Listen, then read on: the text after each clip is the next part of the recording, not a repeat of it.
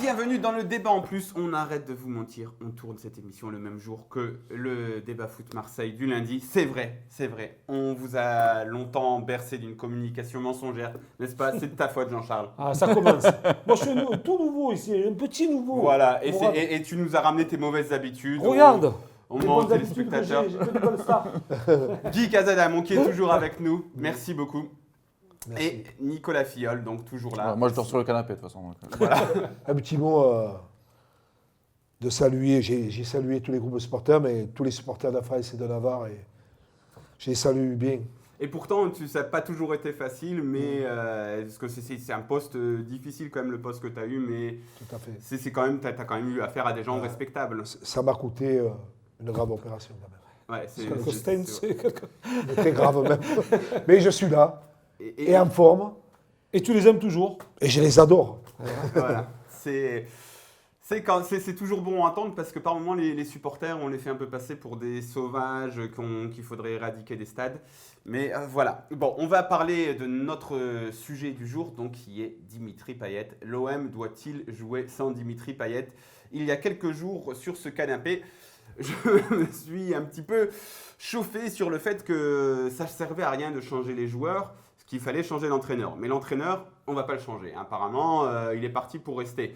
Il faut un électrochoc dans cette équipe. Est-ce que l'électrochoc, ça ne peut pas être de sortir le joueur star qui monopolise le jeu marseillais parce que tout doit passer par lui. C'est par rapport à lui qu'on fait des compos offensives. C'est lui qui est le capitaine. Et moi, hier, j'ai eu l'impression que quand il est sorti, il y a certains joueurs comme Strootman, Thauvin, Lopez qui sont aussi revenus dans le match. Donc Jean-Charles, est-ce que c'est pas ça la solution la moins coûteuse de mettre Payet sur le banc ou de mettre Payet en Chine? Ça peut être dangereux aussi pour l'équipe. Pourquoi? Pourquoi? Tout simplement parce que Payet est quand même un joueur international. Mhm. Même s'il n'a pas démontré cette saison toutes ses qualités, il n'a pas déployé toutes ses qualités, mais ça reste quand même un très bon footballeur. Dans la passe, dans l'organisation de jeu. Alors après, c'est vrai qu'il n'a pas le rendement.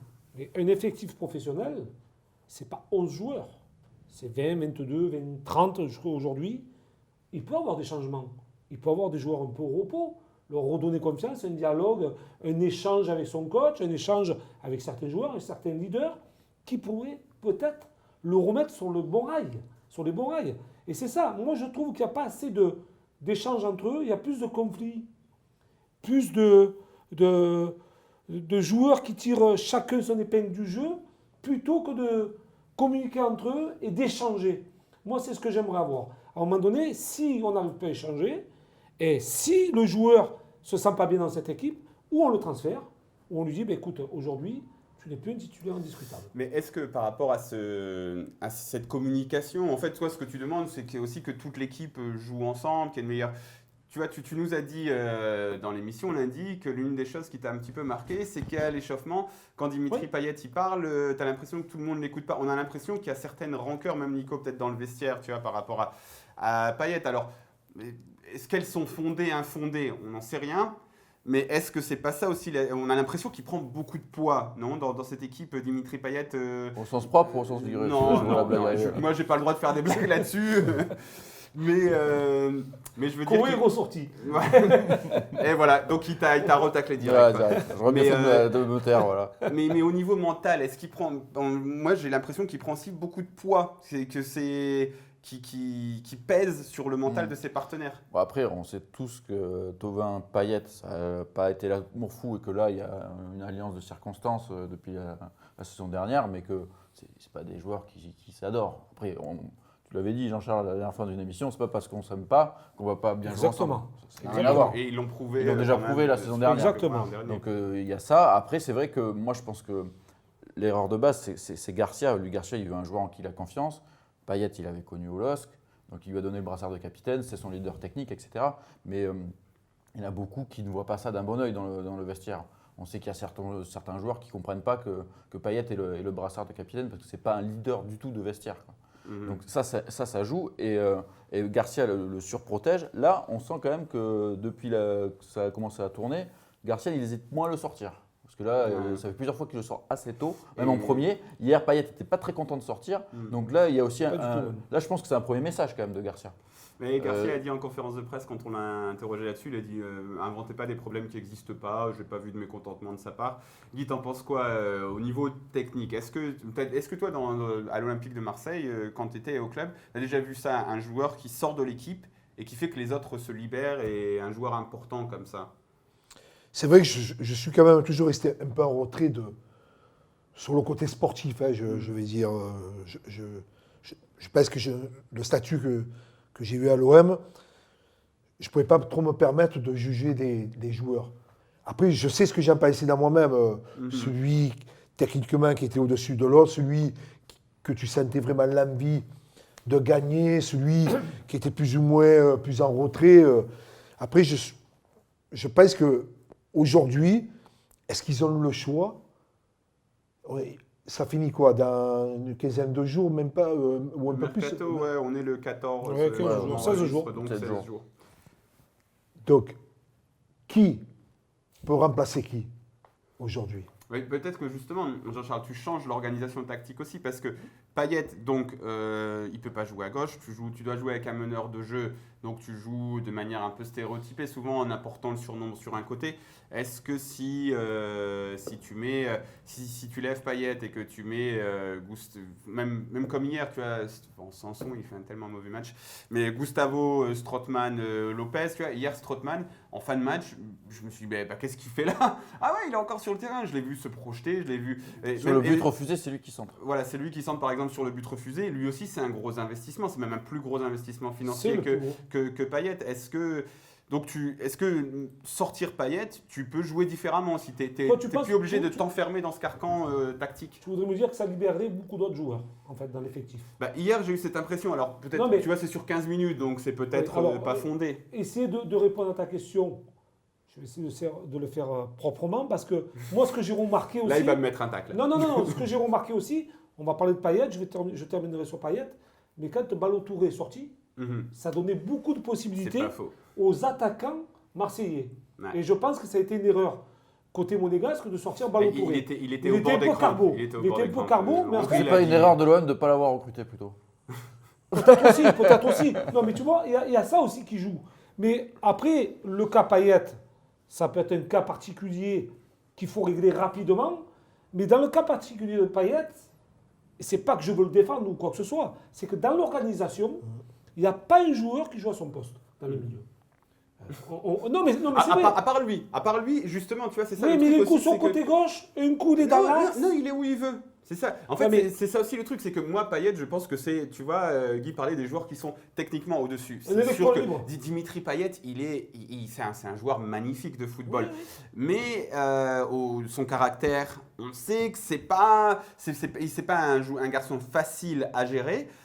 Et on a construit tout autour de lui. Moi, je pense que cet OM va droit dans le mur, donc on nous reproche toujours de critiquer. Moi, je cherche une solution. Je dis, est-ce que, vu qu'on ne va pas virer Garcia, parce que pour moi, ce serait ça. Sinon, tu vires Garcia, tu changes quelque chose. La relation Garcia-Payet, elle ne va pas changer. Il ne va pas dire, maintenant, tu fais les efforts pour moi, tu vas jouer à gauche. Donc, il faut changer quelque chose. Est-ce que tu sors le joueur et tu changes la dynamique tactique et la dynamique même d'esprit? Parce que si tu sors Payet, ça veut dire que les autres joueurs, ils se disent, putain, lui, c'était son chouchou, c'était le mec qui avait tous les passes droits. Là, il l'a sorti. Là, ce serait un choix fort aussi. C'était notre référent offensif, il l'a sorti. Il fait confiance maintenant à d'autres mecs. Ce serait un choix fort. Est-ce que c'est pas... C'est un choix fort.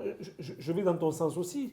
Mais on s'aperçoit aujourd'hui, à la 18e ou 19e journée, que... C'était la 20e hier, même si la 20e, on s'aperçoit aujourd'hui que Payet est peut-être pas le joueur qu'on attendait dans cet effectif-là pour mener cette équipe. Auparavant, c'était le joueur déterminant.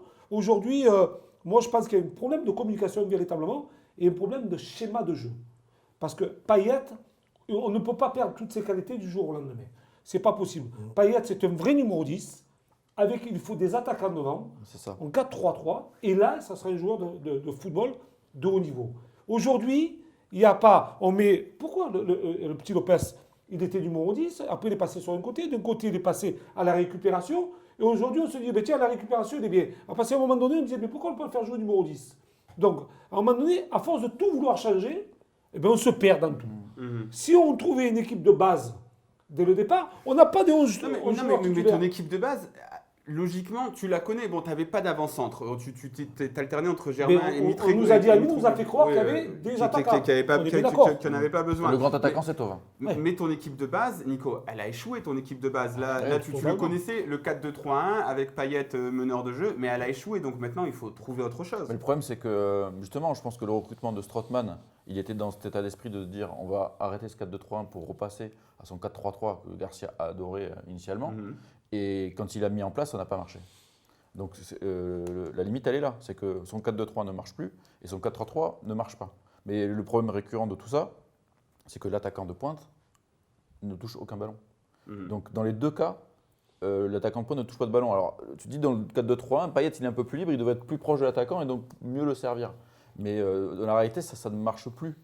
Ça a marché la saison dernière, ça ne marche plus. Et donc est-ce que la solution, c'est pas encore un autre système? Mais qui dit un autre système, c'est peut-être d'autres joueurs. Mais comme tu dis, moi je suis fervent. Non, pour moi, il faut changer de coach. On sait qu'il ne va pas changer de coach. Donc il faut faire avec le coach qu'il y a. Mais le coach ne va pas changer non plus ses habitudes. Il ne va pas sacrifier ses Mais vedettes. lui, il a dit que ça va changer. Il nous l'a dit. Et ça va changer. Non, mais mais ça ça fait fait- combien de temps Montpellier, Non, mais il dit après, en qu'il va Brésil. prendre des décisions drastiques. Sa décision drastique, c'est de ne pas convoquer Radonjic, le petit jeune que recruté cet été, dans le groupe. Si c'est ça, faire des changements, c'est. Arrêtons de taper sur le petit jeune de 20 ans, de 19 ans, de 21 ans. Moi ça, c'est une chose que je ne supporte pas. Parce que là, les cadres, ils étaient tous. Hein. Et oui. Il les Voilà. a tous alignés. Hein. À un moment donné, moi, ce que je regrette, et je le redis, et je le redirai, je pense qu'à la fin de l'année, c'est qu'on n'a pas un 11 type avec un système de jeu type. On n'a pas besoin de changer. On l'a eu, Jean-Charles, mais il a échoué. Mais tous Il a les autres échoué, matchs ont changé. Ouais, on changeait les hommes, mais tu vois, c'était Mais ouais, mais tu n'as pas une 4-2-3-1 équipe type, et, tu changes les hommes. C'est pas parce qu'un joueur est mauvais une ou deux rencontres que tu dois le sortir. Ça veut dire que le joueur, Oui. psychologiquement, tu le descends, tu le tues, le joueur. Oui, mais donc. Et après, pour avoir une bonne rentabilité, pour le remettre sur les bons rails, c'est très difficile, crois-moi. C'est quoi qui a C'est très changé difficile. entre la saison dernière et cette année? Avec les mêmes joueurs. Et moi, je Bah, te le dis ce que c'est. Justement, ouais, bah, Moi, je te le dis. c'est l'état d'esprit. C'est fou, hein? C'est l'état d'esprit. Et donc, c'est pour ça que moi, je pense aussi que mettre Payet sur le banc, ben, tu vois, au niveau de l'état d'esprit, c'est un coup dans la fourmilière qui est costaud. C'est pas, comme Nicolas dit, envoyer Radonjic en tribune. Non, mais moi, je pense que la saison dernière, on était sur un nuage. Ou alors, on était en sur-régime. Et puis, bon, on a eu un Thauvin qui était largement au-dessus de Et tout. un Payet énorme pendant. Et un Payet énorme pendant 3-4 3-4 mois aussi. Alors, pourquoi pendant 3-4 mois, tu es super bon, tu es énorme, tu es déterminant. Et pan, il n'y a plus rien. Non, mais là, il y a plusieurs facteurs qui ont joué. Je pense qu'ils se sont vus trop beaux avec cette finale de Ligue Europa. Psychologiquement, il y en a plein qui se sont dit on est arrivé, y compris la direction. Donc ça a joué. Après, il y a une Coupe du Monde qui est passée par là, Oui, oui, ce qui a absolument. affecté plein de joueurs psychologiquement aussi, physiquement, mais aussi psychologiquement. Même Mbappé, en ce moment, il est au fond du trou. Hein.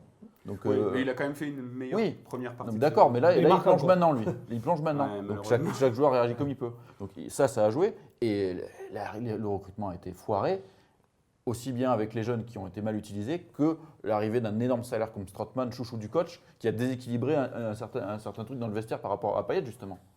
Donc il y a plein de facteurs qui font que cette équipe-là, elle a plus état Ces d'esprit. histoires de Et vestiaire. que de le fond de salaire. jeu qui n'existait déjà pas avant n'existe toujours pas. Et que quand les individualités sont plus là et qu'il n'y a pas l'envie, eh ben, sans fond de jeu, tu fais plus rien. Mhm. Bon, je vous ai pas convaincu donc avec ma solution de mettre Payet. Pourtant, Payet, moi, Non, mais- je le dis tout le temps, il procure toujours des occasions à ses partenaires. Et il fait des passes clés, tout ça. Moi, les je serais fameuses plutôt passes clés, convaincu mais, d'avoir un mais attaquant je devant pense Payet, un vrai Oui, attaquant. oui, oui. Et ça moi, pourrait je changer pense quelque qu'il faut chose. changer notre manière de créer du jeu et que trop de choses Mourad, reposent sur ça Payet. serait pas plus simple de crever l'abcès tout Mais simplement. ils se sont parlé 25 fois. Non, mais le coach et le président de vraiment crever l'abcès. Ou alors, ils n'ont pas la personnalité pour guider ces joueurs-là, cet effectif-là. Et non, mais attends, après, si c'est un peu plus profond. En tout cas, il reste quelques mois pour il va savoir falloir, si. il va falloir creuser un peu. Hein. On va Et ça te s'arrêter plaît, ça, hein, on va s'arrêter là pour aujourd'hui. On va remercier Guy. Merci beaucoup d'être venu encore une fois. C'était un plaisir d'être avec vous. C'est plaisir partagé. Jean-Charles, Nico, bah, vous avez les clés. Hein. Vous êtes là tous les jours maintenant. Et vous aussi, j'espère que vous êtes là tous les jours sur notre site et sur notre chaîne YouTube. Ciao, ciao.